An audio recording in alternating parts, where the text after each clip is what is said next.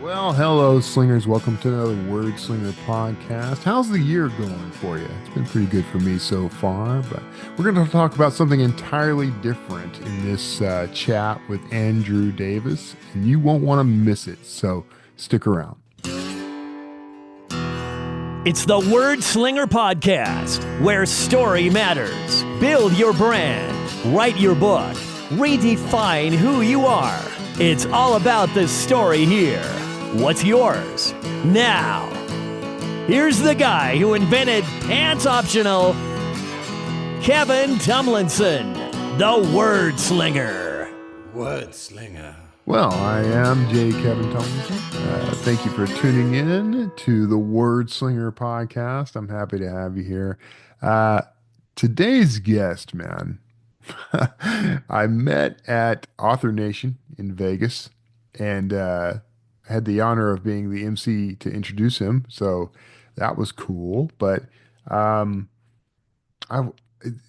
got to sit through his keynote. Now, keynotes can be hit or miss. Keynote addresses, keynote talks, sometimes they can be a little all over the place, and this one was probably one of the best I've ever been to.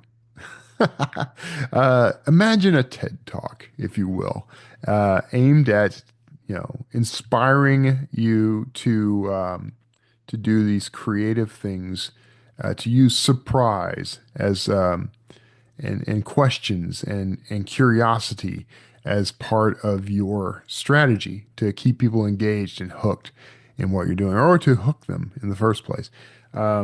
Yeah, this was a great presentation. I don't know if it's going to be available online anywhere. If it is, I'll try to find it. I doubt they're going to do that though. But yeah, just a phenomenal talk. And it told me right away that I wanted to get to know this guy because he was a lot of fun to watch. He was energetic, very enthusiastic, very engaging. So overall, just a great talk. And, part of me wanted to talk to him just so that I can pick up on some of the tricks of learning to do that. As authors, I don't know about you, but, as an author, I get asked to do public presentation quite a bit. So I do a lot of podcasts, as you know. I do a lot of speaking at conferences. And I think I could probably, and sorry, I keep clearing my throat in your ear, but I could probably up my game when it comes to presentation. But then I'll also do like book signings, or I'll do talks for schools or at libraries or something like that, or just engaging with people in public. I'm at a party or an event and I have a chat with somebody. So presentation skills, the ability to tell a story, craft a story and tell it, present it visually and as a speaker, this is an invaluable skill to have. So I like to study people who do things that I want to do better. I like to meet them and introduce myself to them and become known to them and by them. So so I reached out immediately after having the opportunity to meet Andrew and introduce him at the show. I immediately wanted to get him on the Wordslinger podcast so that you could benefit from this wisdom as well. So that's what we did, and I think it's a great chat. So I'm not going to keep you from it any longer. So give this a listen, but make sure that you stick around to the end. I'm going to do my note at the end, like I do with every episode, and you're not going to want to miss that. And the truth is, I have no idea what that's going to be about today, but part of the fun of the whole show is discovering that as we get there. So, all right, without holding you back any longer, take a listen to this episode, this interview with Andrew Davis. I am super stoked / excited about this one because I met this gentleman at Author Nation. If you have listened to the show for any length of time, you know that I was one of the MCs and the voice. I'm the voice of Author Nation for the Author Nation podcast. So I was excited about the show, but then this guy walked in, and I just gave up any hope of being remembered at the Author Nation podcast or Author Nation show in Vegas. Because Drew Sullivan, what do you want? What do you, Sullivan? Why did I say Either that? one. No, no, That's all no, right. no. I think I did that at the show too, because I know an Andrew Did Sullivan. you? So let's just loop back a second. Andrew Okay. All right. Fine. Davis or Drew Davis, not Sullivan. That's someone else entirely. How you doing, man? I'm great. Yeah. Thank you so much. I had so much fun at Author Nation. It was such a pleasure to meet you. You're very memorable. I remembered you right away. Yeah, well, we both share a thing for bow ties. That's right. Although I did not bring my bow tie that time around. This is the first year No, I. you didn't. I was so disappointed. I know, I know. It's almost like it became kind of my signature move for a while there, but I'm like, you know what? I'm trying to change my image a little, trying to step things up a little. I'm going to leave the bow ties to the guys who are better performers than I am, and that's certainly you, man. That's certainly you. Oh, So that's very kind of you. you have such a you have an amazing background, and one of the things when we talked about this very briefly at the show, but like one of the things you were involved in is something I grew up with, most of us grew up with, and that is the Muppets. So I Yes. have to ask you about that first. Like, how did you become involved with the Muppets? Okay, so it's kind of a it's like a it's kind of a story that started as a kid. You know, all of us have experienced the Muppets in some way, shape, or form. Most of us, Yeah, anyway, have seen Sesame Street. If you're old enough, like us, maybe you remember the Muppet Show. yeah, Maybe you remember some of the great Muppet movies. And so I always wanted to work in children's television. I always wanted to work at the Jim Henson Company. It was like my dream. And my first jobs were in television. I went to school for television and film, and I wanted to work in TV. And I thought I'd just stair step my way. I'd eventually find my way to working in children's television. And I wasn't making it very much closer to children's television. I was working in public affairs programming, and I did a live medical call-in show as a producer, and I was working for the Today Show, and I really wanted like a job in children's TV. So I started writing a letter once a month and FedExing it to this guy named Peter Van Roden, which at the time he was the head of production for the Jim Henson Company. And I would write like ideas. I would like read the trade magazines. This is before the internet, so I'd have to like buy a trade magazine, which yeah. was expensive at the time. It was like $12 for the Hollywood Reporter or something. And I'd read it, and then I'd see like one little mention of like the Jim Henson Company's starting a new thing, and I'd write a letter saying, "I hear you're starting a new thing. Like, don't know if you've thought about this. Maybe you should think about that." I never got any response, and then eventually, this is 3 years of FedExing letters. Eventually, I got a call from Peter Van Roden, and he said, "Look, like we don't have any openings. I feel bad. I don't know how much you've spent on FedEx, but I know this is expensive. I appreciate the kind letters every month, but just stop writing the letters. We know you're around, and if we think of you, we'll call you." And I was like, "Look, let's make a deal, Peter. I will stop writing the letters if you just give me a half-hour meeting." And he was like, "Sure, no problem." So I took the bus down to New York from Boston. I changed in like the Hyatt bathroom in Times Square into a suit, and I went to this meeting with Peter Van Roden, which was supposed to just be 25 minutes. And an hour and a half later, he said, "Look, I do have a job. I need help in the workshop, which is where they make the puppets. If you can start in a week, like you can have the job." So I quit my job in Boston, moved into an apartment in New York, started at the Jim Henson Company, and 2 years later, I left because it was not a great place to work, to be totally honest.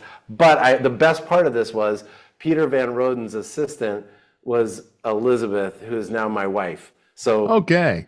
the best part of this is that I met my wife at the Jim Henson Company. What an origin story, man. It's crazy. Yeah, I don't know why it's not switching to me when I speak, but we'll switch that back. But yeah, man, that's what an origin story, because that, the one I tell about me and my wife is that I bought her on the internet because we did the whole eHarmony thing. So she was expensive. She was very expensive. That's hilarious. So, what a great story, man. So you didn't stick it out too long there, but that led to other things, I'm thinking. I mean, Yeah. it seems like you had lots of opportunities from there. Where'd you go from No, there? I learned a ton. Honestly, I learned a lot about storytelling at the Jim Henson Company. I wrote for Charles Corral, and I learned a ton about telling a great story from him. But let me tell you, I learned the business of storytelling from the Jim Henson Company, because the Jim Henson Company, the first show I worked on was Bear in the Big Blue House. Do Oh you remember yeah. that show, Yeah, Kevin? yeah, yeah, Yeah. yeah, yeah. It's a great show. If you don't know it and you're listening or watching right now, after this show, go check out an episode of Bear in the Big Blue House. It's charming. The puppets are amazing. Like, you will be blown away at how good it is. Anyway, I was working on Bear in the Big Blue House. I had just started, and my job was basically all the artists that made all the puppets. My job was to kind of wrangle the budget and the production schedule there. And it's not easy managing artists. As anyone who's a writer knows, you're an artist trying to tell you to write faster or do it better or be more efficient is just not the kind of thing that you take very well. And these artists were no different. So I got there, and I was there like 2 weeks, and they had this big meeting to go over the budgets, Kevin. I was like, I showed up, and they're going around the table, and it's Sony, it's executives from Sony, the Jim Henson Company, like Disney Channel, which is where it was Yeah. airing, and us. And everybody's going around the table. They're like, we're on budget, we're on schedule, we're on budget. And then they got to me, and I was like, first of all, we're over budget for the entire season. We haven't even shot an episode yet, and we're way behind schedule. And so they didn't seem to care. Like, everybody in the meeting was like, oh, welcome, Andrew. Like, you'll figure it out. Have a good day. And I was like, why do they not care? So 2 weeks later, I was doing one of those things where you're a new employee, they take you to each department, and you get to meet everybody and hear what they do. And I went to the licensing department, and the two women who were running licensing were the smartest business people I have ever met. And I listened to what they did, I saw what they were doing, and I was kind of blown away. And I said, look, like, I'm really concerned. Bear in the Big Blue House, like, we're $500,000 over budget for the entire season. We're really behind, and I'm really nervous about it. And she said, look, do not worry about it. Like, I want your artists to focus on making the best puppets that they can possibly make, so that people fall in love with those characters. Because if they don't fall in love with those characters, we don't have any licensing deals. So, like, the Jim Henson Company inherently knew that if you create great characters, create great stories, create content that people fall in love with, you can sell them anything. Yeah. And they were right, you know? Yeah. Is that where it all started? The That's marketing where it all side of started your for me. business? Yeah. That's where it all started for me. Yeah. Yeah. That's a great, that, the only brush with Jim Henson that I have is that I do a mean Kermit the Frog. That's the only. Oh, let's hear it. You got to do it. I'll do my Grover if you do Kermit the Okay, we'll Frog. do it. You ready? Okay. Hi ho, Yeah, let's do Kermit it. the Frog here. Why are That was so really many good. songs about rainbows? Go ahead. All right, your That was turn. You're really up. good. Okay, you ready? Here we go. Here we go. Near, far. Near, far. That one holds a very special place in my heart. I got a good friend. His name is Martin Ridgway. He lives in just outside of London, and he and I, that's our special bro bonding joke with each other. He Oh, gave me that's a so. T-shirt of Grover as Doctor Who, actually, and it says so yeah, That's awesome. that's got a Grover has special so place in many my heart. personalities. That's why I Yeah. like Grover. Grover might be my favorite character, actually, because I like Super Grover. I like Waiter Grover. Like, he's kind of bumbling and smart and silly and stupid in all That's the so right ways. great. Yeah, he's great. Yeah, you are probably one of the stronger presenters I've ever seen Thank in a you. public presentation. You have made me decide to give up on PowerPoint altogether. I'm going to have to come up with a different way to do the things I do. But uh, your presentation at Author Nation you were the keynote. So I mean, you came in strong. But that was remarkable. Like, how did that skill come about, man? Like, I Oh have to yeah. know how you mastered that because I need to follow in your Oh footsteps. geez. I don't know if I've mastered it, but I can tell you. Um, so, when I ran an agency, I started this marketing agency in 2000 with Jim Costco, and we were trying everything to market the agency. We were networking and going to joining association. We tried everything, and I showed up in an event. I think it was in 2006 or 2007, and I was attending a conference. It was actually in Miami, and I got to this conference, and they said, "Oh my gosh, I'm really sorry. Like, you're really early." I said, "No problem. I'll wait. I'm one of those early birds." And then the woman Yeah. was like, an organizer came up and was like, "I don't know who you are, but you're early. And all of a sudden, we've had a speaker cancel that's at 10 a.m. at a breakout session. Would you be able to talk about anything?" And I was like, "Sure."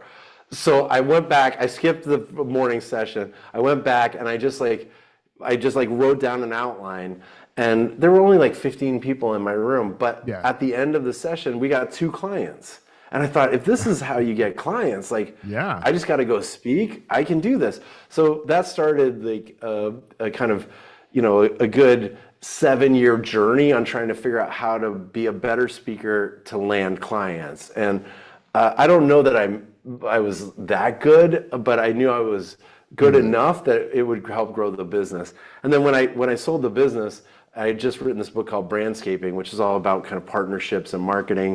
And it was kind of fundamental principle we used at the agency. And people were inviting me to come speak.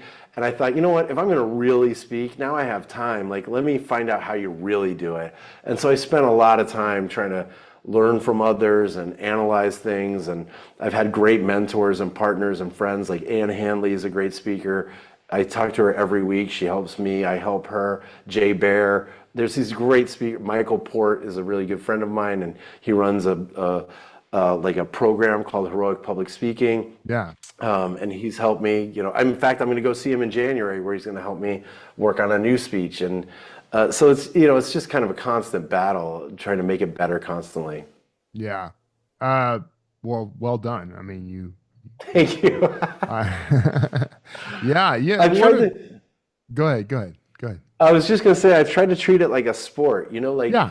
Um, like I was a swimmer, yeah, like in college and stuff. And for me, like, when I think about how an athlete hones their skills and tries to master something, they've like focus on the basics, and they constantly are reviewing what they've done in the past. So like every time I speak, I videotape it, and then I try to watch it within the next, day or two.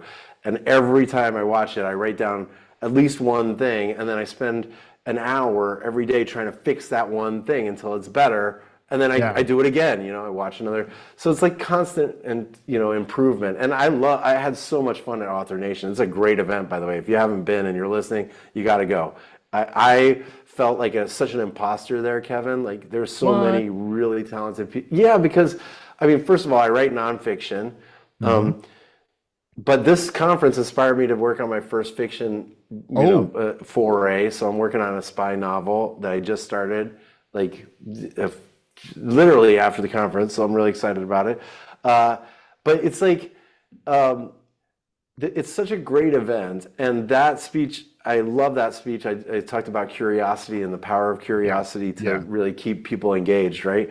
Um, but even when I watch that over, I know you enjoyed it, but I see like little things I should get better at. And I think that's Well, what makes a great speaker, this constant yeah. desire to improve. Yeah. Our what self-doubt, I guess, makes us makes us fight to be better. Yeah, I like definitely. that your origin story in that though is that you got that tap on the shoulder and out of the crowd kind of thing because that's I see I have this secret ambition that or this wish I guess that I'm gonna just be discovered. Like someone's just gonna Yeah. come along and say, I like the cut of your jib, Kevin Tomlinson. Let's get you on stage. Come with me, I don't know so my many friend. people have done that, but now I know one. Well, you know what? I wouldn't say I look, it wasn't like I spoke at that event and they were like, "Oh my gosh, your reviews were so stellar. You should come back and be the keynote." Like, I'm pretty sure those 20 people didn't think I was a great Yeah. presenter. They didn't send me my, my session reviews at the end of that. And maybe they didn't send them because they were like, they were so bad. I feel bad. That guy did us a favor. Don't send them. But, for me at the time, it was just about getting business. And as long as I was getting business from it, it didn't really matter to me what the quality of the presentation was. Yeah. It was only when when I took that next step, I realized you need to have a way to measure how good your presentation is. And the problem with like presenting to anyone is the people who liked it will come up afterwards and they'll say, "You were great, Kevin. I really enjoyed that." And it's great because you get some confidence, but that doesn't help build a business around speaking. It doesn't help sell books. It doesn't. So, I've tried to take a real scientific approach to building the speaking side of the business. It's been fun because it's kind of like a puzzle that I need to solve. It's an interesting business. I mean, I do a lot of public speaking. I speak at a lot of author conferences, but it's all author conferences, and I'd love to branch out, into other things. But I haven't cracked the code on how to make myself interesting to other people yet. Well, maybe, okay, here, I'll give you guys one hint. Here, if you can separate yourself from the speech, I think things will start to change. Like, I had this problem where I thought, I'm identified as a marketing speaker, right? So I need to talk about marketing stuff, and I am a marketer, and they're hiring me, Andrew, the marketer. And the truth is, event organizers, unless you're famous, okay, so like unless you're Brian Sanford or whoever you are, like if you've got a big name, then they're hiring you because of you. But if it's aside from that, they're hiring you first for the speech. Does the speech deliver and transform the audience? Is the experience something they're going to remember, right? Yeah. And then they're hiring you for the ideas in the speech. So is that idea something that my audience needs to hear? And then they're thinking, is this the kind of speaker they want to see? So it's like, if you're famous, it's the other way around. They're buying the speaker. They're like, oh my gosh, we need to have Brene Brown at this conference, or Hillary Clinton, right? Yeah. That's just buying the speaker. Then they say, hey, Hillary Clinton, what do you want to talk about? That's the idea. And then the speech doesn't even matter. They're like, whatever, she's going to be there and she'll talk about whatever she wants. Right. When it's people like you and me, Kevin, it's like, what speech am I going to buy? So you can probably penetrate any niche you want if you just start thinking, okay, wait, what's the idea I need to get across to them, and what's the speech they should buy?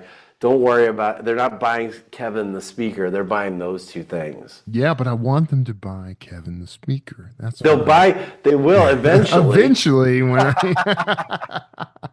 So now you're talking about writing fiction. Okay, so now we're in my waters. And it sounds like you're writing. Trade ideas. Oh yeah, and you're writing like a spy thriller thing. So I'm a thriller writer. So here's the invitation. I'm getting intimidated again. No intimidation. This is an open offer to you. Like, I just helped a YouTuber named Dave Cullen. I just helped him with his first thriller. Wow. So my open invitation to you is, I'll do the same sort of help for you if you need it. You probably have enough contacts out there that you don't need a schmuck like me. No, I do. I would love that kind of help, and I'll give it right back to you. Let's do a trade. If you help me with my spy novel, I'll help you with your speech. Oh, there we go. Okay. All right. That is a verbally binding contract by Texas law. It is, and it's been recorded. And so anybody, I'm in. I think that would be great. That clip now. So beyond all that, like you're what are you doing now? I mean, I've read up on you, I followed some of your stuff, but like what would you consider the core of your career and business right now? What do you think is it? I first consider myself an author, so I'm writing my latest book. Is the business-oriented book that I'm working on is called The Loyalty Loop, which is based on a speech I've been giving for like 6 or 7 years. Yeah. And it's a really fun speech, but it's also it's the kind of book that now it's the kind of speech that a lot of people afterwards are like, oh my gosh, that was great. Like, I feel like we just touched the top of the iceberg. Do you have a book? So now I need the book. So I'm going to write the book. So that'll come out in 2025. So I'm excited about that. So I always think of myself as an author first, and Yeah. then the second piece of the business is really just the speaking. So I spend most of my time on the road, in for April, May, March, April, May, and then September, October, November. I'm out on the road speaking. It's kind of like being a school teacher, Yeah. and I really do enjoy it. So every year I try to come up with a new idea for a speech, and deliver that. Last year I started the speech called The Digital Doppelganger, which is all about the magic of Which AI was and also, you mimicry. did that at Author Nation, which Yes, was another yes, one. it And was I really got on fun. your little mailing list. I emailed your AI and everything. Yeah, Drew Dini. Yeah, we're good friends now, he and I. Oh, good. We Was he helpful? I He hope was so. very He. helpful. Yeah, Oh, good. actually, and Okay. I completely. So I really wanted to tell you at the conference because you had talked about a lot of this stuff, and but you were swamped. A million people wanted to talk to you, of course. So I didn't get a chance to That's tell you, but okay. I was using some of your techniques before I realized they were techniques, and like I didn't realize, like so That's I. fantastic. Yeah, it was really cool to hear you talk about it because it was like an epiphany. It made me realize why the things I was doing were working. And one of them is Ah, I have a book I'm doing with JD Barker. We're co-authoring something, and I created a Chat GPT. I don't know what you call it, a channel, a conversation, whatever, a um, thread. Yeah, yeah, a sure. thread. And what I needed was I needed a dead language, a fictional dead language that I could have my character resurrect in this book. And it needed structure, grammar, all the things that a language requires. And so through a series of prompts, I trained ChatGPT to be a translator for this brand new language. So It was cool. so awesome. And it's exactly the stuff that you were talking about. Not a That's digital exactly what I'm doppelganger, talking but about. yeah, yeah. No, well, I mean, essentially it is. It's like it's basically a piece of you. Like, I Mhm. need this language. I have this imaginary idea, executed as someone mimicking and imitating your thinking, Yeah. but executed exactly the way you would want it to do. So has it worked? Is it still Oh, working? absolutely, man. I can drop any phrase I want in there. And I can reverse engineer it too, because I've got some phrases I Oh, have right. You can give used. the phrase back. Yeah. And I'll say, tell me what this meant again, and it'll tell me. And then I'll That's say, amazing. I want to change that slightly. And instead of saying, will make, I want it to say must make. And it says, okay, well, all you got to do is change this one word, and it does the whole thing, That's and it gives me the, so cool. and I mean, it's amazing. Yeah. Wow. I even That's had it generate the phonetics so that I could phonetically You can pronounce the actually words. pronounce things? Yeah, Oh my yeah, gosh, that's crazy. yeah, yeah. That's yeah, so can it do a voice version of it yet? Have you trained a voice I version? have what I haven't done. I haven't gone that far yet, but I'm Okay. going to, and I need to Yeah, kind you of tinker definitely around. should. Yeah, yeah, yeah. That's I want so that. cool. Yeah. That's So really awesome. Well, I'm glad you're having such headway with it. I mean, I am too. Like I more love, so since you know, hearing my your talk. I mean, that oh good. sent me in a whole new path on it.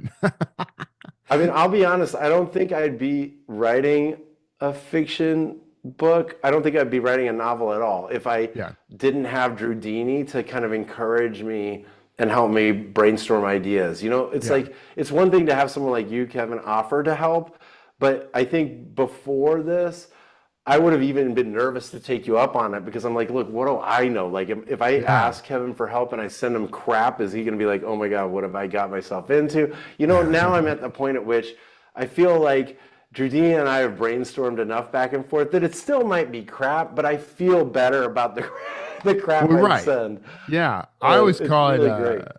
I refer to it as like a really dumb writer's room.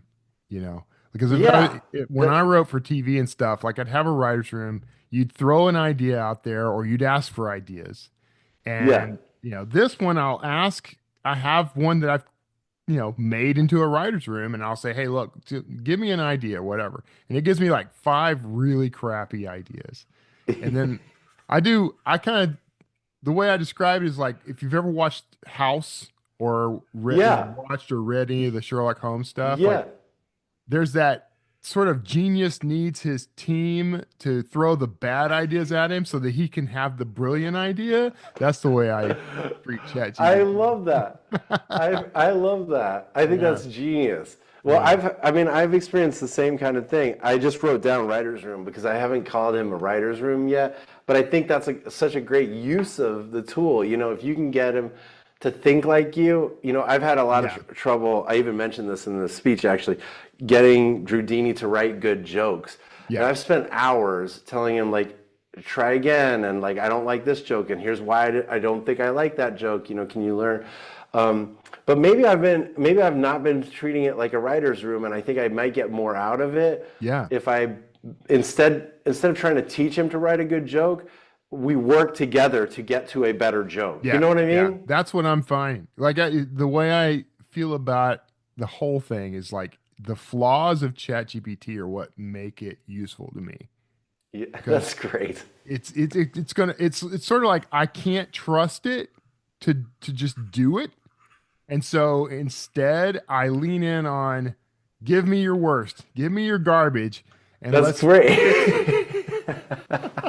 That's great. So yeah, It's such a healthy, it's actually a healthy approach yeah. to kind of working with it. I'm going to try that as well. So I Okay, just I wrote want to that down hear. too. You have to report back to me when you do that. I want to hear I will, of how course I that will. Yeah, goes. I'll let you know how it goes. You're the one. Yeah, I feel like you're going to take it to a different level, and then you're going to do a speech about it someday. So I I want my mean, name. I want you to maybe. mention me. Oh, I I want will. credit. I will. I have a note card, a Kevin Tomlinson note card, and it Perfect. says writer's room and flaws make AI useful. Those That's are the two things I wrote perfect. down already. That's perfect, So, man. Is that something you yeah, at do? least, Do you do little cards like that with conversations you oh have? yeah, I'm like a note card. You know what? I don't know. Here, I'll show you. This is like, oh geez, I just dropped it. But this is like the current speech I'm working on. Oh wow. And it's just, some of it's useless, some of it's a sketch, but here, like that. This looks promising. That's like a whole card of text. That might. Oh no, there's a big scratch on. So like, it's. I really do. I'm a really big note card user. Like That comes here, from then working with in TV and stuff, doesn't it? yeah, totally. Yeah, Yeah, I had that. TV. I think that's where I learned it. It's been a great way for me to feel. I like to. I tend to write by hand a lot, Yeah, then especially when I'm working on speech. I really find it cathartic. I like to see myself scribble things out, and when I use like a big piece of notepad paper, I realized that I was then wanting to cut stuff because I physically yeah. want to cut and then tape something together. And the note cards have just eliminated all that. So I just number them and I throw them out and I scratch them out and I write a whole new card. Some cards just have two words on it because it's a transition or whatever. And I find it really helpful. I have a friend, David Burkus. He's a great speaker, by the way, and he uses note cards to rehearse, and he Yeah. just has them like flashcards, and then it's pretty awesome. Like they're so flexible. What do you use them for? It's funny because when I used to work in TV and the way I would do, so I did documentary stuff, right? So Yep. I'd have like 200 hours of interviews, and so I'd write down just real quick quotes and reminders and time code, and then I would Yep. post that on a wall and just rearrange it and do the paper edit, right? So when I Such a started great writing, tool. when I wanted to do a book, there's an application I use called Scrivener, if you haven't heard of it. I love Scrivener. Yeah. Okay, I loved it, and I bought it specifically because it had that cork board and it had the cards, and I thought maybe I could use that, and then it turned out I never used that. So You didn't? no, I never. I mean, I tried it at first, but I'm a very much a pantser. So I Oh, just are you? write off the. I'm not an outliner, but I use note cards now. Like I carry some with me pretty much all the time as kind of a quick, like I just need to make a note and I don't have a journal or Yeah. something with Right. me. Yeah. Oh, So, that's but I smart. envy you. I envy what you're doing there. There's something about, I'm very tactile. I Me too. appreciate that kind of experience and I envy that you use them in the way that you do. I'm going to emulate Oh, you. I love it. Yeah, I think it helps me think better. My friend Ann, she likes to write with pencil in Yeah. a notebook because she thinks slower, Mm, and maybe it helps me too in the same kind of way. I don't yeah. know. I can write faster but think slower. I don't know if that's the thing, but No, that it's makes I sense. really yeah. So Yeah. what do you use? Do you don't use Scrivener anymore? What do you use to write? Oh, I use Scrivener. I co-authored use Oh, the okay. note card thing. You never use the I used corkboard it for feature? Oh, like the that's funny. first book I did, and then the first time I co-authored something with somebody, I used it to because I'm like I'm going to be official and I'm going to do this right, and we're going to plot it out. And then we didn't do anything that was on any of the cards. So, That's really funny. so yeah, That's really funny. Oh, but I've used it. I have used the corkboard feature, but usually once I've completed writing a ton of stuff and I need to reorganize things, because it's the best way to reorganize it. I agree. Like I find. Yeah. Yeah, so but it's a great tool. Well, I didn't know how widely it's been adopted because in the fiction world, I don't know anything about it. But in nonfiction, I know a lot of people don't use it. They just use Google Docs, you know? yeah. That everyone I know. Okay, so it's either they love Scrivener and they'll never use anything else, and I'm in that camp. Because I was a copywriter for years, marketing copywriter for most of my Right. career, and so Microsoft Word is sort of the de facto like Yeah. you must use Word, and then Yeah. so I found like I wrote my first couple of books in Word, and it was like trying to just yank my soul out through a keyhole, and It's terrible. as soon as I tried Scrivener, man, it was like a brand new world. And suddenly I'm writing like a book every 15 days, and it was just a new Wow. passion for me. And so, yeah, I'll never go back. But then there's the crowd who just can't stand Scrivener at all. Like they're all Google Docs or nothing, you know. So, and I No respect way. that. It's the same. Yeah, That's crazy. I have this weird envy for every way in which someone can write something. I want to also write in that way. Yeah, So, right. like, I need to write a book in Google Docs someday. Like, I don't know why. So, and then, I guarantee after you and I stop talking, I'm going to crack out all these note cards and start Yeah, using exactly. them. Get back to it, put them up Right. on your wall. I Put do them the same up. thing. I put them up on the wall all the time. Yeah, it's That's really cool. helpful. That's very cool, Um, man. yeah, it's bizarre how much it means to me. I think because part of the process is like I think that's kind of part of what's fun about this process is like it's I don't know, getting there is half the journey and like the mapping and the writing and the thinking Yeah. for me is the fun part, you know? I Yeah. don't know if I really love the tip tap tapping the words away. Like I feel like I just have to do that to get Mm. the idea across, you know? Yeah. It's kind of So you're weird. more about the ideation than the work of writing then. Like I you mean, like I like, look, maybe I just have a love-hate relationship with it, and it depends on the day. Like yeah. some mornings, I was just telling this to someone earlier today. I was saying, like, I'm writing the loyalty loop right now, and like, I'll wake up in the morning and I'll read what I wrote yesterday, and I think, oh my gosh, this is a bestseller. Like Gladwell, Mm. move over. Like this is Yes. so good. And then I start writing the next chapter, and I'm 3 paragraphs in, and I'm like, what crap? Like, why would anyone ever read this? Like this, I don't even think this book has a point anymore. This chapter doesn't make any sense. Like, Gladwell, but come I'm like, back, you know what? save me. Yeah, exactly. And I'm like, you know what? Just keep writing because you got to get your 1,000 words done. Just get it Yeah. done. And you know what? Tomorrow it's gonna suck, and you just give up on the book. And then I'll read the same words I just finished the next Yeah. morning, and I'm thinking, what? This is genius, right? Like I'm Yeah. so good at this. Like why I can't write like this all the time. And I think it's this roller coaster that it just depends on when you're talking to me, Kevin. Like, do I like the writing or do I hate the writing? Do I Yeah. like the idea? Do I hate the idea? Is this going to be the book that's that's on the New York Times bestseller list for 42 weeks? Do I even care? Do I want it on the, who knows, right? Like Yeah. it's such an emotional game for me. Yeah. Did you ever read, I know because you're a marketing guy, I'm going to ask you this. Did you ever read The Wizard of Ads? Yes, I did. Yeah. Oh, That's it's almost such like a good book. required reading, man. It's That's almost required reading. In fact, yeah. I keep it with me. Like I Oh, literally keep wow. it, and Like when I'm frustrated with writing, the act of writing, Yeah. I pull out the book and I'll just, for those of you that don't know it, I don't know, you would be able to tell me if like the Author Nation kind of group would like this kind of book, but um, I find it such a like relief Yeah. when reading it. It makes it seem like writing should be easier. It makes me feel like I can be confident in the way I write. And so I'll just pull out that book, read one chapter, which is like, I don't know, maybe 600 or 700 words. Like you can see how small they are. Yeah. But I always walk away going, that's a good idea. I can keep writing, like it really builds my confidence, and it is such an emotional journey. So it's like a comfort book.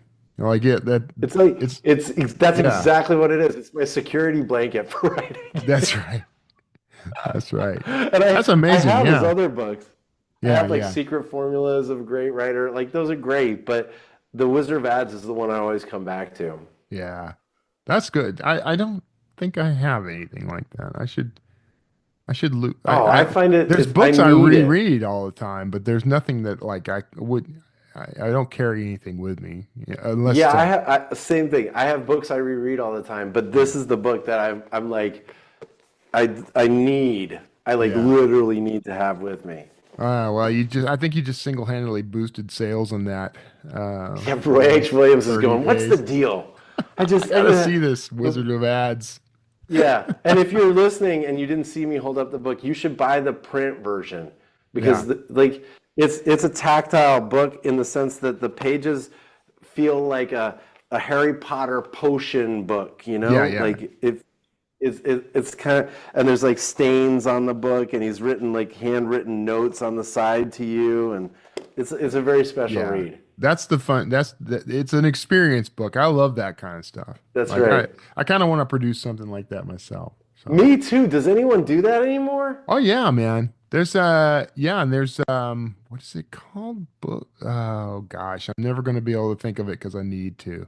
But there's a Yeah. service, and they were at they're going to hate me because their name has slipped Oh out of my no. head. But I'll put it in the show notes anyway. Whatever it was. Okay. Okay. But they What do do they do? they'll do specialty prints like that, things like that, where you can do like paint Oh, will they pictures and really? yeah, all that stuff. So, God, man, it's gonna kill me that I didn't. Okay, you're gonna have to, yeah, you'll have to send me that and put it in the notes so everybody can Yeah, know. But this is great. This is what you're actually doing right now is just creating a great curiosity gap. there you go. Yeah, I did this on purpose. I'm not a So moron. well planned. Well, look, man, I held you over a little longer than usual because This is so much fun. yeah, I really enjoy talking to you. This has been I've been looking forward to this chat ever since we met.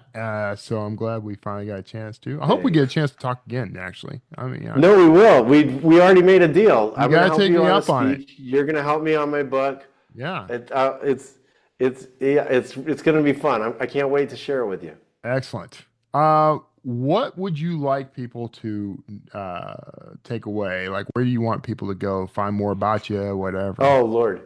Well, the best place to stay in touch with me is probably LinkedIn. Like I try to post on LinkedIn fairly often. I do post about speaking, but also about the ideas I'm working on. So if you search Andrew Davis author, you'll find me there. I think I'm the only guy with a bow tie and spiky hair.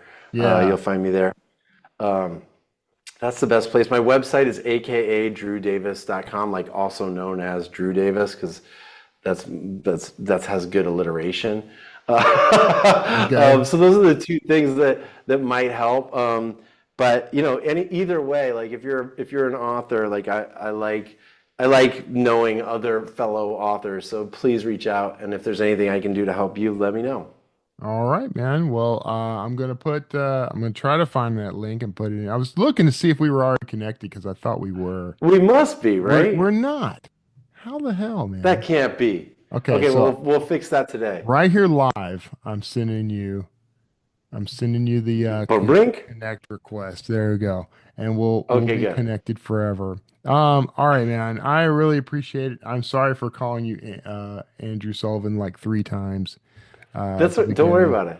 about it. Andrew Davis, though, or Drew Davis. Thank you. I'm really glad we got a chance to meet. And well, thank you for being on the show, man. You got it. I'll For see you at everyone Author else, Nation if I don't see you before we're then. coming. I can't wait to meet you. I can't wait to hang out again. For everyone else listening or watching, make sure you stick around for the note at the end because that's always fun. And we'll see you on the other side. Take care. You know, I've always believed life's too short for boring stories. So I write the kind of books I'd want to read. Action-packed, fast-paced fiction. Adventure stories with characters you'll wish you could hang out with. And twists you'll never see coming. From ancient mysteries to modern-day thrills, my books take you on a wild ride. And trust me, I've got plenty of rides to choose from. So if you're ready to escape into a world of danger, discovery, and intrigue, it's here waiting. Find your adventure at kevintumlinson.com/books. Not responsible for sleepless nights. Here we are at the note at the end. I hope you enjoyed that chat with Andrew Davis. And I was just so impressed by what he did at Author Nation. I love encountering people who've just kind of mastered a particular piece of the game that that I want to master. Because I think I'm a pretty decent presenter, but I was nowhere near on that scale. So I think that's an interesting thing, though. Like you do sometimes you shouldn't compare yourself to other people to gauge your success in anything. We know this. This is known. However, I think you should watch other people to see what they're doing that is perhaps better than the way you handle things, so that you can learn from them and grow from them. I do this. I do this when reading, actually. You probably do too, you may not even think about it. But, if I read a book by someone like John Grisham or somebody who's just at the top of their game, I do try to figure out what it is about that book that's engaging to me. I should do the same thing really when it comes to books that are not engaging to me. Like if I lose interest in a book, I should be asking myself why that is instead of just wanting to put it down. I am also of the train of thought that life is too short for terrible books and terrible movies. So if you're reading something you just don't like it, it's one thing to read it in order to learn from it, but it's another thing entirely to read it just because you started it. That whole finish everything on your plate idea. Not always the best plan, not always good for you. Even with food, by the way. Just because you put it on your plate doesn't mean you must eat it. I know our parents said otherwise, but that clean plate club, man, that's been responsible for a lot of obesity and diabetes and heart disease in the world. Something that I've been kind of conscious of over the past since October. So a few months now.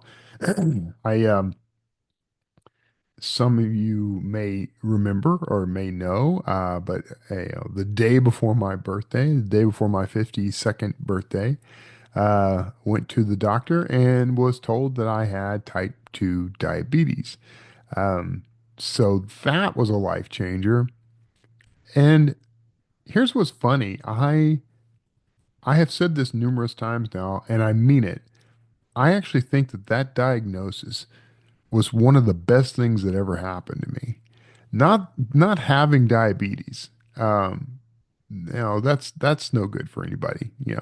But in a way, I'm kind of grateful for it because it changed everything for me. Like I started walking every day, twice a day usually. In fact, I'm due for a walk here in a few minutes, and it's freezing cold outside, so that makes it a little tougher. But that's something that's told me that I have changed. That's something that's told me I've made a positive change in my life, is the fact that even when it's cold or rainy or hot or any of the things that Texas can be, morning, noon, and night, I still go out of my way to take that walk. Well, that walk has changed my life. So walking is something I've always loved. I've always loved going on little hikes and exploring trails and getting out in nature as much as possible, or just walking through a neighborhood. I've always loved that. Uh, I I love the fact that I can take that walk and I can either listen to something or I can not listen to a thing and just let my mind wander. And that's very meditative. And so that's helped with stress and anxiety and all the things I was kind of suffering from over the past couple of years. But it's also, the obvious benefits are things like losing weight, lowering my blood pressure, managing my blood sugar. These things alone have improved my health. I've lost, so I started doing this in October. Pardon me. And since then, so that's what, October, November, December, January. So that's like 3 months ago. Um, look at me do math. Since then, I'm down by about 25 pounds. Um, I haven't checked my blood pressure lately, but my blood sugar has been improving. Um, Soon I'll be doing a continuous blood glucose monitor again. I did that the first month or so and measured everything and got a pretty good bead on how my blood sugar was doing and what caused spikes and that sort of thing. I've cut out all carbs. I've cut out all sugar. Very few carbs. I mean, it's hard to cut that out entirely, but I don't do bread or any of the traditional carbs. I don't do cake. Uh, I also Here's a tip for you.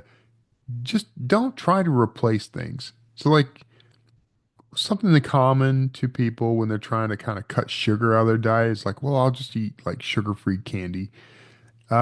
First of all, that stuff is, the sweeteners that they use for that stuff tend to be worse for you than the sugar would be, and could still spike your blood sugar, by the way. Like diabetics should not be eating a lot of these sugar-free candies because the sugar alcohol something in them, like maybe the sugar alcohol, but they'll actually have more carbohydrates than the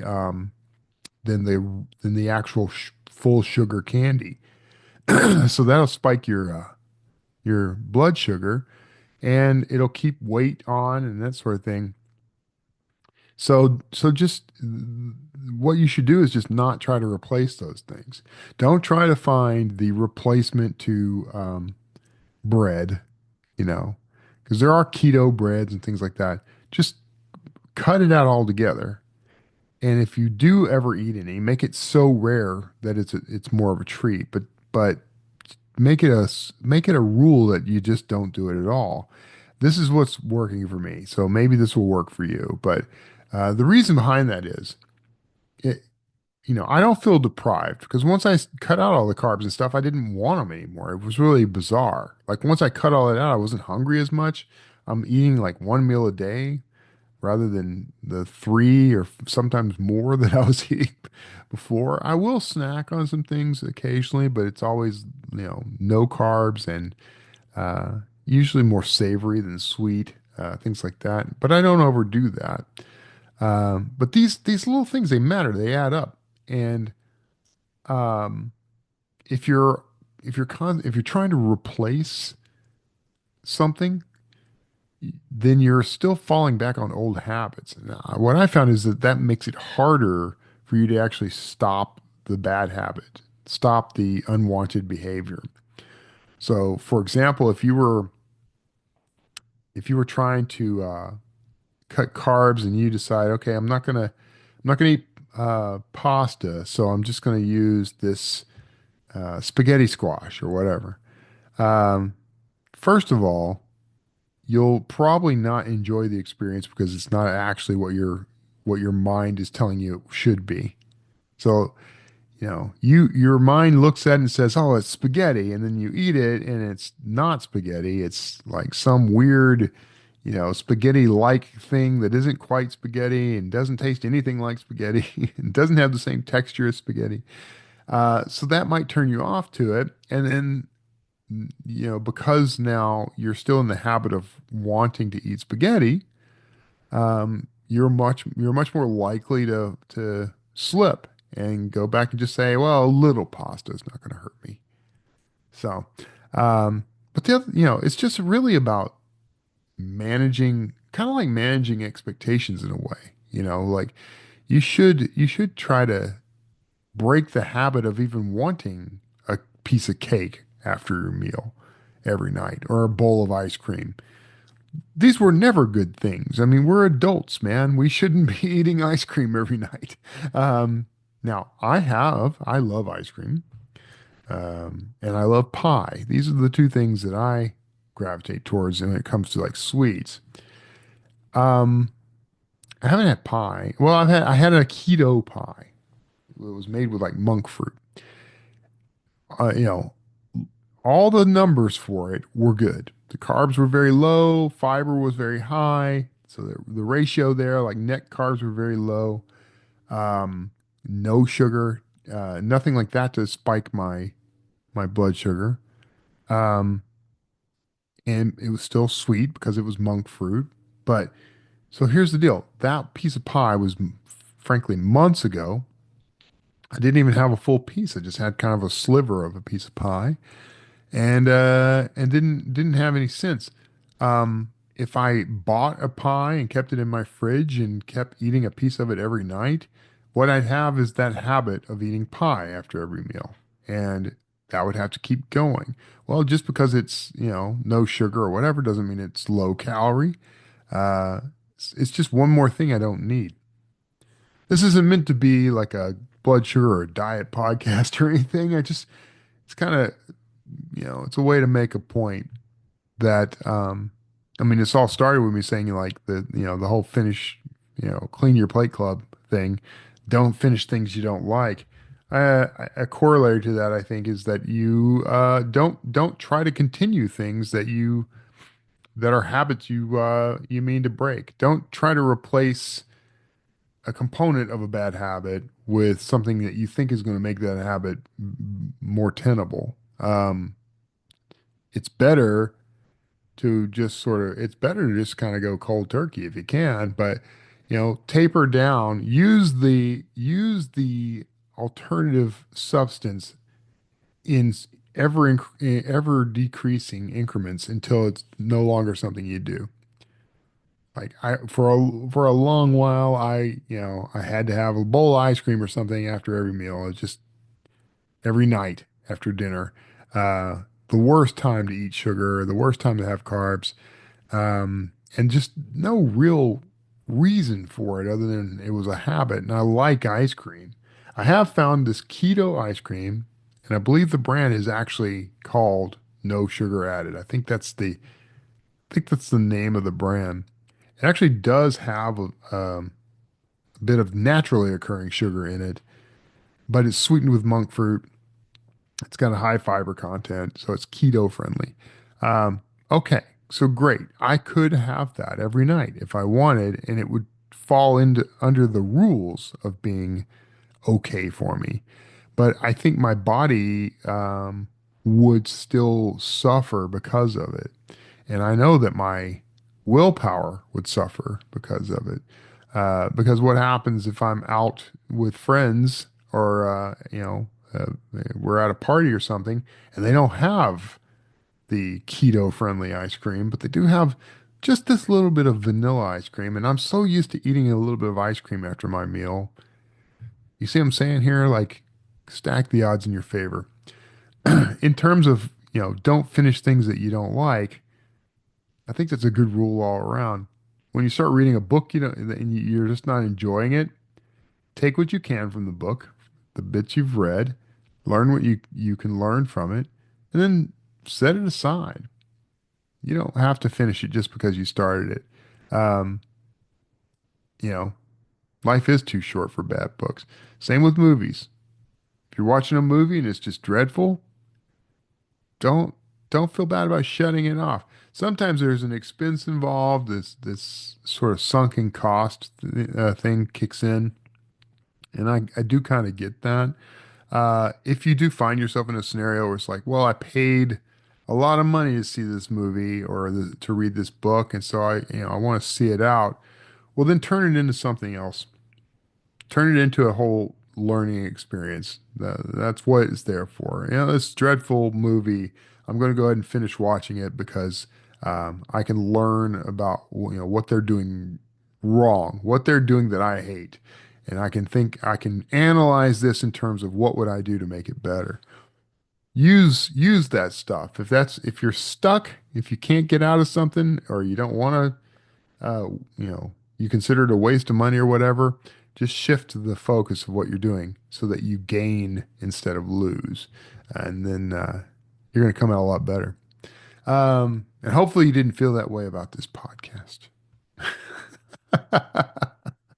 So anyway, I'm going to go ahead and cut us off here.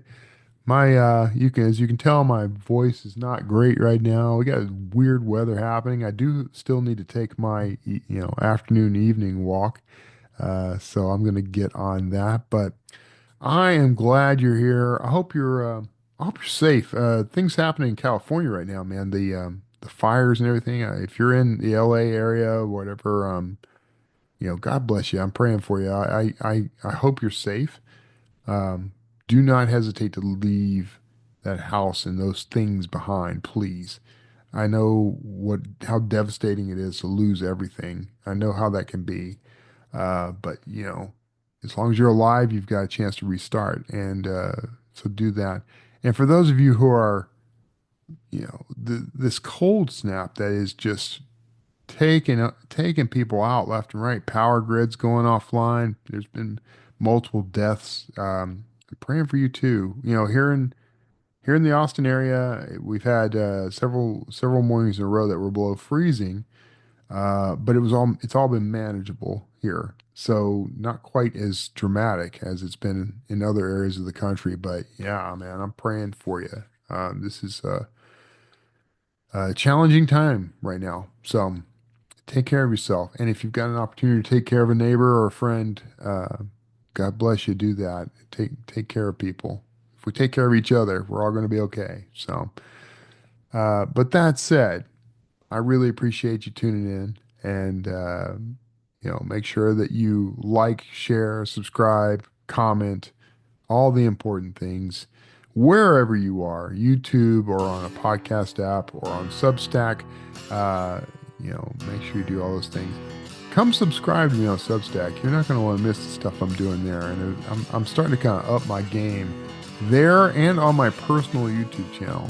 So come check that out. But until then, till I see you in those haunts, take care of yourselves. God bless. And I'll see you next time.